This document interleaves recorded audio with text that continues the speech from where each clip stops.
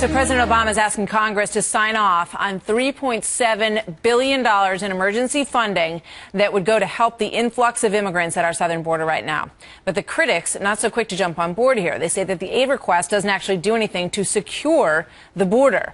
Congressman Ted Poe of Texas is a member of the House Judiciary Committee and vice chairman of the Subcommittee on Immigration and Border Security. Sir, welcome. Good to have you here today. Thank you, Martha. What do you make of this $3.7 billion request? Well, it's misguided in the sense, assume that we are in a sinking ship. There's a hole in the ship.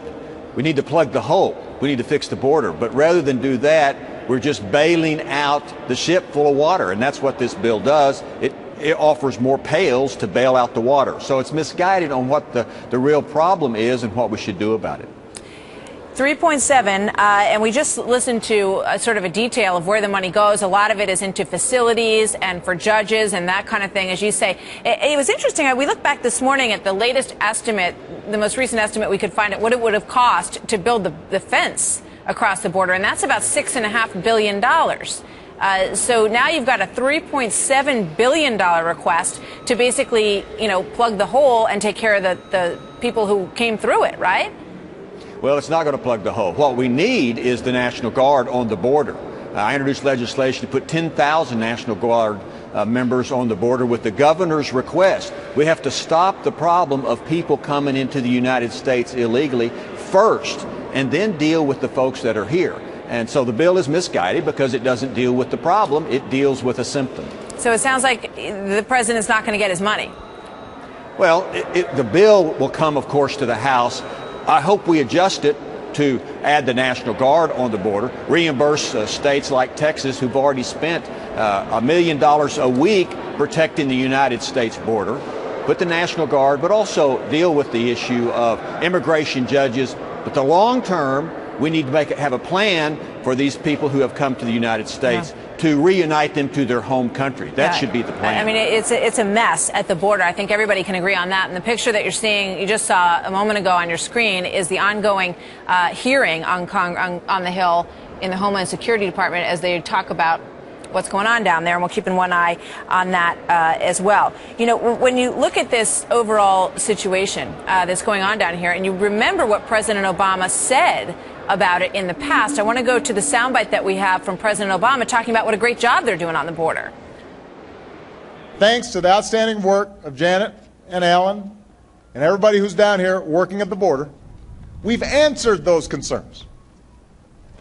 Under their leadership, we have strengthened border security beyond what many believed was possible.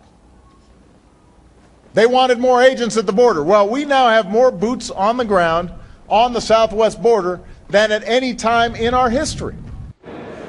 So this administration claims they've done more than anybody to stop this problem. Well, they may have done some, but the issue is the border secure? And it is not. The president is absolutely incorrect when he says that the border is secure. You can go down there and stand on the Texas side and watch people cross in from Mexico. Where are people there to stop them? They're not. They're missing in action. And so why didn't the president go down to the Texas-Mexico border while he's in Texas raising money for the Democrat Party and look for himself to see the real crisis that is occurring because the border simply just is not secure? Another thing I find really surprising, is the irony in this. We have illegals coming across the border and going into these facilities. So the illegals are welcome into these facilities, and yet congressmen who want to figure out what's going on with this situation are not allowed anywhere near it without some very strong stipulations. Here's Congressman Bridenstine, who was on with us earlier. I want to get your thoughts on what he said. I'm a federal representative of the people. This is a federal facility on federal property, and they're saying I can't come for another 3 weeks. Now we finally got them to capitulate that I can come on the 12th, which is still too long. But here's the thing. We need unfettered access, and when a member of Congress, when a representative of the people wants to show up at one of these facilities, we shouldn't be rejected or turned away, seemingly for political purposes. Why on earth would that be, Congressman? Once again, they want to make sure that the public and members of Congress get the scripted version. Same thing occurred at Lackland Air Force Base down in San Antonio. We were allowed to go down there, but you can't talk to anybody. You can't talk to the staff. You can't take any photographs. You can't do any audio recording. You can't do anything. You just have to follow us along the trail, and we will show you what we want you to see. Why are they acting this way?